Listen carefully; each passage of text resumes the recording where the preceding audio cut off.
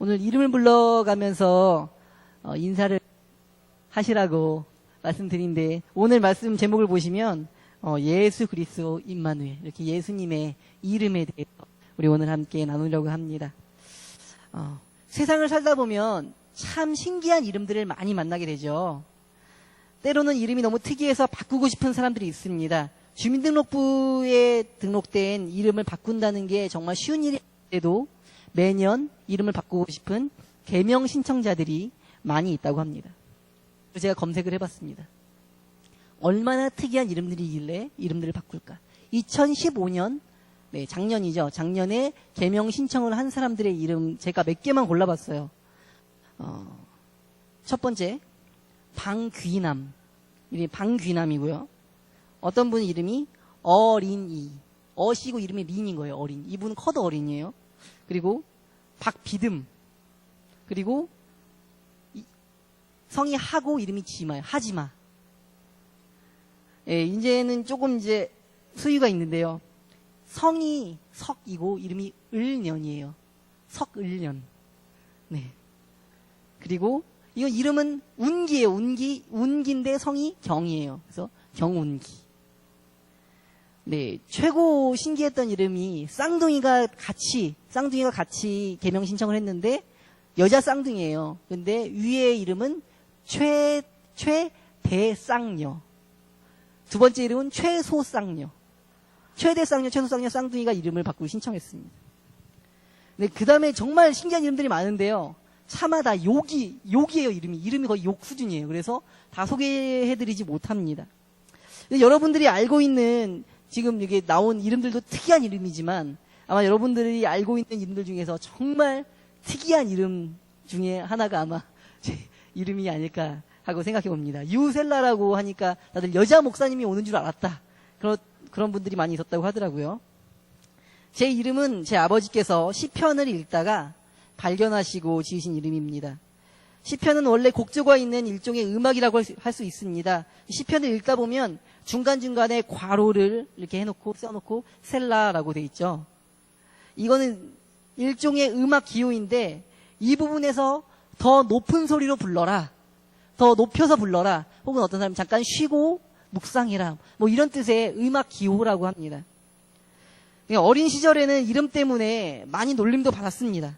근데 제가 돌이켜보면 이름 덕을 많이 보면서 살아온 것 같습니다. 일단 한번 들으면 잊어버리기가 힘든 이름이니까요. 네.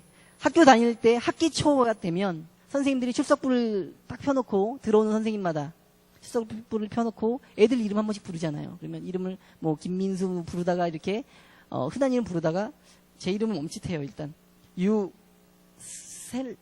셀라?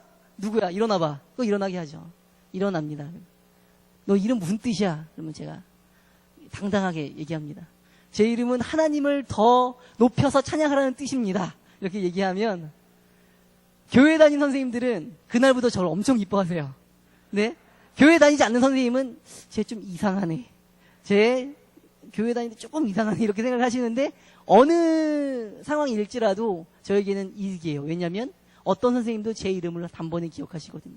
그리고 제 친구들도 혹은 제 선배나 후배들도 아주 오랜만에 만났어도 저는 상대방 이름을 기억 못할지언정 상대방은 제 이름을 다 기억을 합니다.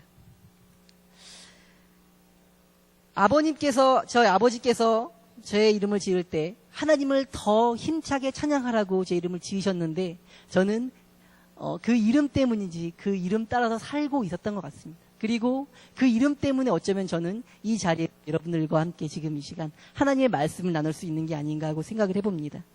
이렇게 모든 사람의 이름에는 그 이름을 지은 사람의 소망이 담겨 있습니다. 특히나 성경 인물들의 이름들에는 그 사람의 인생을 대변하는 경우가 꽤 많이 있습니다. 엘리야라는 사람의 뜻은 여호와는 나의 하나님, 다니엘의 뜻은 하나님은 나의 재판장, 사무엘의 뜻은 하나님 하여 얻다. 이런 이름들의 뜻을 보면 그들 모두가 자기의 이름대로 이름값을 하며 살았다라고 생각이 되어집니다. 이름이라는 것은 이렇게 중요한 뜻을 담고 있습니다. 그 이름을 지은 사람의 의지와 소망을 알 수가 있는 것입니다. 그런데 예수님의 이름은 사람이 지은 이름이 아닙니다. 바로 하나님께서 주신 이름입니다.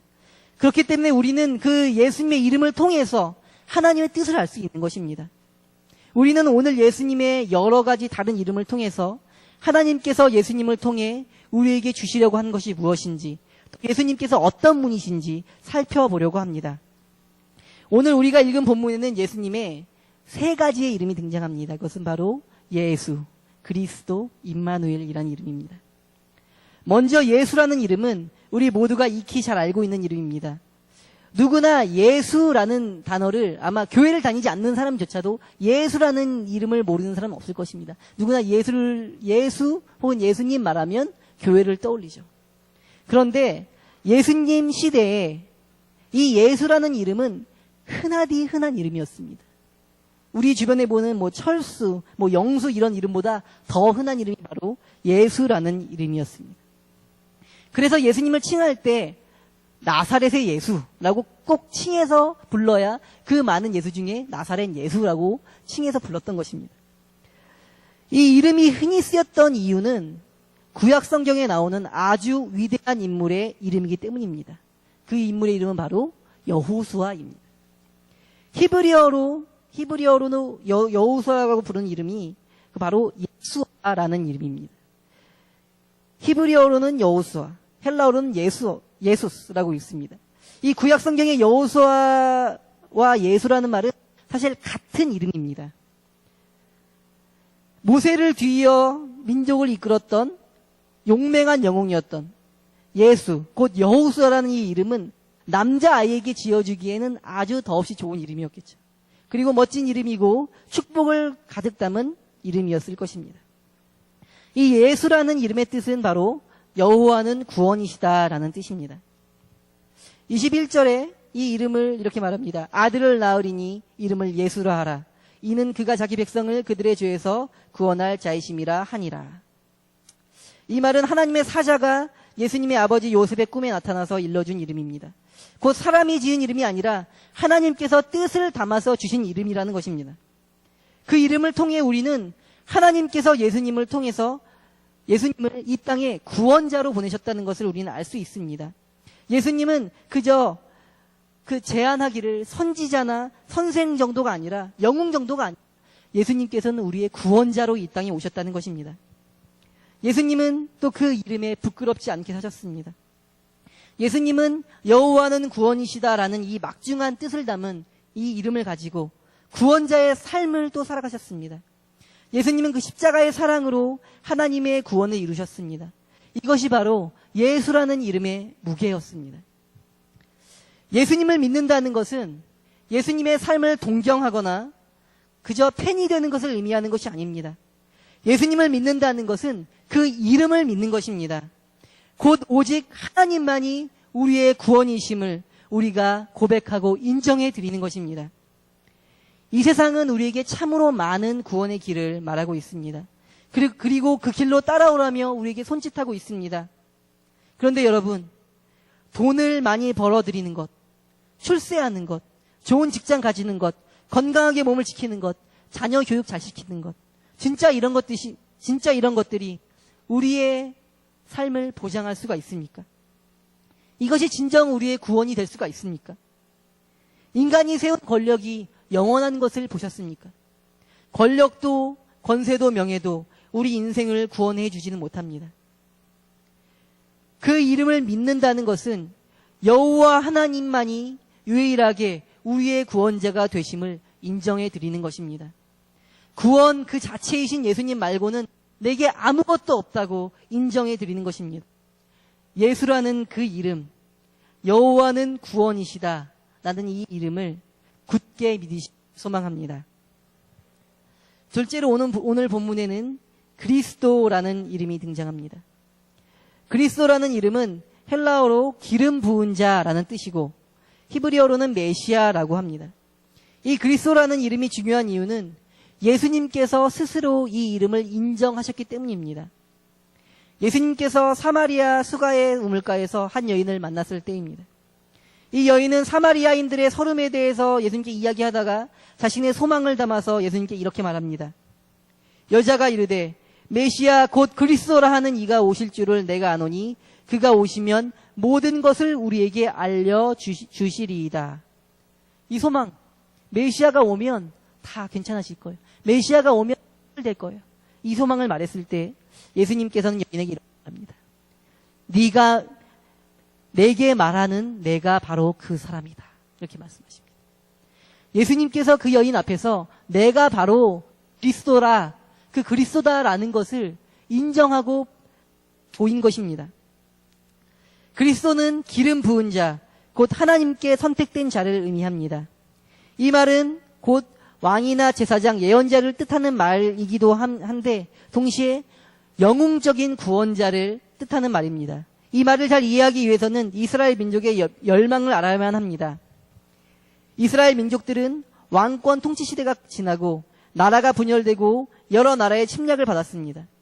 우리가 일제의 지배를 받았던 것처럼 예수님 당시에 이스라엘인들은 로마 제국의 지배 아래에 있었습니다. 희망이 없고 아주 암담한 시절이죠. 하나님은 그때 선지자들을 통하여서 그리스도, 곧 메시아를 약속하셨습니다. 이스라엘 민족은 이 답답한 현실과 민족의 뼈아픈 고통을 단번에 해결시켜줄 하나님이 보내주실 그 사람, 민족의 지도자, 구원자를 기다렸습니다. 그것이 바로 메시아입니다. 그것이 바로 그리스도입니다. 그들이 얼마나 간절하게 메시아를 기다렸겠습니까? 메시아가 와야 이 고통이 끝난다고 믿었던 그들에게 메시아는 타는 목마름과 같았던 열망이었습니다. 그분이 마침내 이 땅에 오신 것입니다. 그래서 수많은 백성들이 예수님께 열광했고 그분이 예루살렘 성에 올라갈 때 호산나 하며 열광했던 것입니다. 여러분들은 예수 그리스도를 열망하며 고대하고 기다리고 계십니까? 그렇게도 내가 바라고 원하던 그분이 바로 예수 그리스도이심을 믿으십니까? 구약 성경이 예언하고 기대하며 기다린 그분이 바로 예수 그리스도라는 것을 믿으시기 바랍니다. 내 삶의 모든 문제와 아픔과 슬픔을 단번에 해결해 주실 그분, 그리고 우리가 기다려온 그분, 우리가 바랄 수밖에 없는 그분, 그 오직 한 분이 오직 그리스도이심을 여러분의 믿음으로 고백하시기 바랍니다. 내가 기다려온 분이 바로 입니다. 어느 날 예수님은 제자들에게 이렇게 물었습니다. 너희는 나를 누구라고 하느냐? 그때 모든 제자들이 잘 대답하지 못했지만 베드로가 이렇게 대답합니다. 주는 그리스도시요 살아계신 하나님의 아들이시니이다. 아멘. 예수님을 그리스도라고 믿고 그렇게 대답한 베드로를 예수님은 크게 칭찬하시고 천국 열쇠를 허락하셨습니다. 예수를 그리스도라고 하는 고백은 이렇게나 중요하다는 것입니다. 예수를 그리스도라고 고백하는 것은 결코 가벼운 고백이 아닌 것입니다. 예수를 그리스도라고 고백하는 것은 내 능력으로 되는 것이 아니고 성령의 감동으로 우리에게 주어지는 것입니다. 그리스도 예수님은 그저 이 땅의 영웅이 아니었습니다. 이스라엘 사람들이 말하던 대로 기다리던 대로 그저 정치적인 메시아가 아니었고 군사적 메시아가 아니었고 그분께서는 우리의 모든 전인적인 삶을 구원하신 전 인류의 구원자이셨습니다. 예수님은 세상 수많은 위인들 중에 한 사람이 아니셨습니다. 이 세상을 구원하시기 위해서 하나님께서 우리에게 보내주신 유일하신 하나님의 아들이십니다. 기름 부음을 받은 자, 곧 구세주라는 뜻을 가진 이 그리스도라는 이름을 기억하시기 바랍니다. 이 이름을 믿으시기 바랍니다. 세 번째로 오늘 본문에는 임마누엘이라는 이름이 등장합니다. 오늘 본문에서 주의 사자는 이사야서 7장 14절을 인용하면서 또다시 임마누엘이라는 다른 이름을 줍니다. 본문이 말하듯이 임마누엘이라는 뜻은 하나님이 우리와 함께 계시다라는 뜻입니다. 임마누엘이라는 말은 그 이름만으로도 사실 우리에게 은혜가 됩니다. 우리가 외로울 때에도 혼자라 느낄 때에도 어려울 때에도 늘 하나님이 함께 계신다는 것이 우리에게는 얼마나 큰 힘이 됩니까? 하지만 오래전 이스라엘 사람들에게 있어서 하나님이 인간적인 나와 함께 정말 계신다는 것은 상상하기 힘든 일이었습니다. 하나님은 너무나 위대하시고 너무나 거룩하시고 너무나 큰 분이셔서 감히 그분께 함부로 내 임의로 나아가거나 그분의 얼굴을 보면 죽게 된다고 믿는 그런 거룩하신 분. 내가 가까이 하기에는 너무 먼 당신. 너무 위대한 당신. 그분이 바로 하나님이셨습니다. 심지어는 제사장조차도 1년에 하루 정해진 날에 하나님이 계신 지성소에 들어가는 날에 율법적으로 아주 철저하게 자신을 철저하게 정결하게 하고 나서야 그제서야 하나님께 나아갔습니다. 이 이스라엘 사람들에게 임마누엘, 하나님이 나와 함께 계신다. 이 말은 너무나도 은혜스러운 말이었습니다. 감격적인 말이었습니다. 하나님께서 낮고 천한 인간의 몸을 입고 이 땅에 오셔서 이제는 격이 없이 언제나 우리와 함께 하신다는 뜻이기 때문입니다.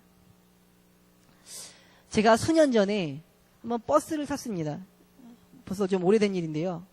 근데 버스를 탔는데 버스 안에 아주 익숙한 노래가 나오는 거예요.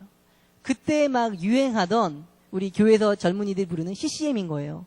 듣기 좋은 이제 CCM 음악이 계속 흘러나오는데 한 곡이 끝나는데 또 그 다음 곡이 또 CCM이에요. 계속 CCM이 계속 나와요. 그래서 제가 좀 유심히 봤죠. 유심히 봤는데 그거는 라디오가 아닌 거예요. 라디오는 중간중간에 뭐 멘트하고 무슨 노래 듣겠습니다 하는데 라디오가 아니라 그분이 좋은 찬양들을 CD에다가 넣어서 CD에다 틀고 다니시는 거예요. 버스 기사가. 제가 그걸 보면서 와, 저렇게 자신이 있는 자리에서 하나님을 드러내려고, 하나님을 전하려고 노력하시는 분이 계시구나.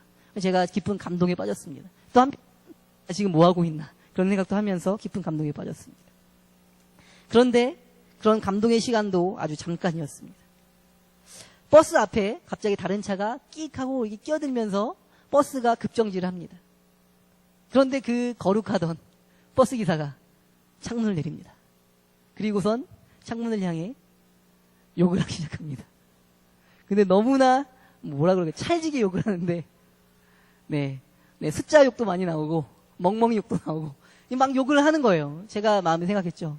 저분은 찬양을 틀어놓지 말든지 욕을 하지 말든지 둘 중에 하나만 하지. 왜 그러실까? 그렇죠. 분명히 그분의 믿음은 그분은 정말 믿음이 좋은 분이었을 거예요.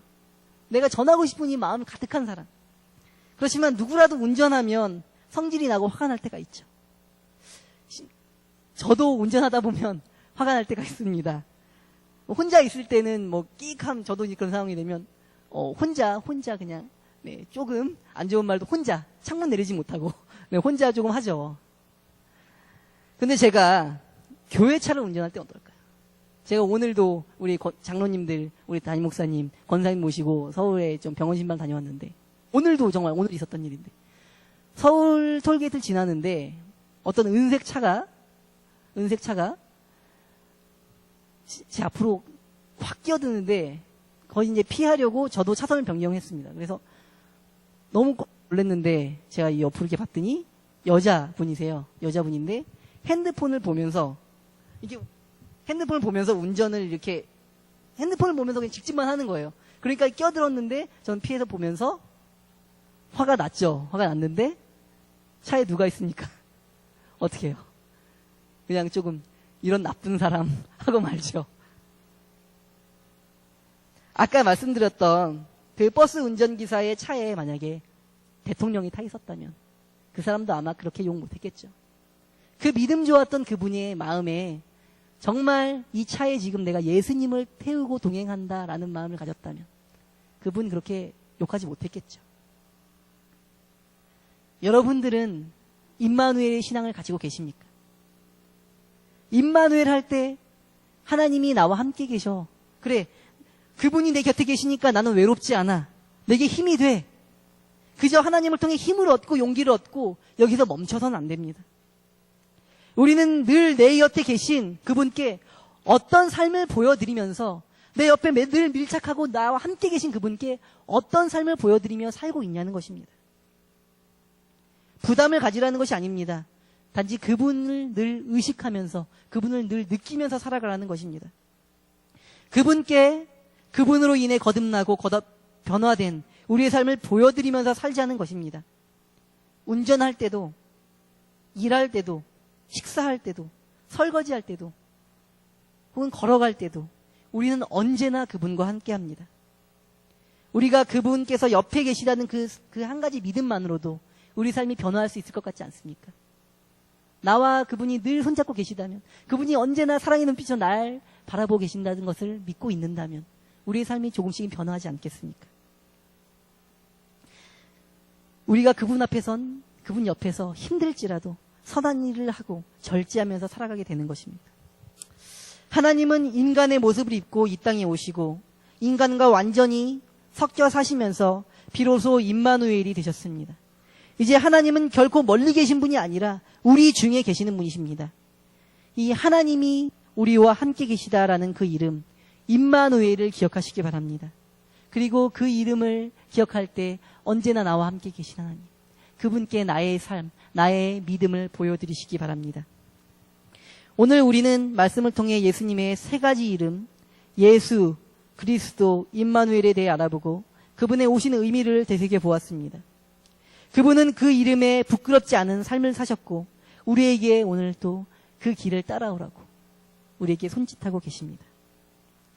우리의 구원자이시며 우리의 구세주 되시며 또 늘 우리와 동행하시는 그분을 여러분의 삶으로 인정해 드리시길 바랍니다. 그 이름을 믿는 모든 성도님들에게 하나님의 은혜와 평강이 넘치시기를 간절히 축원합니다.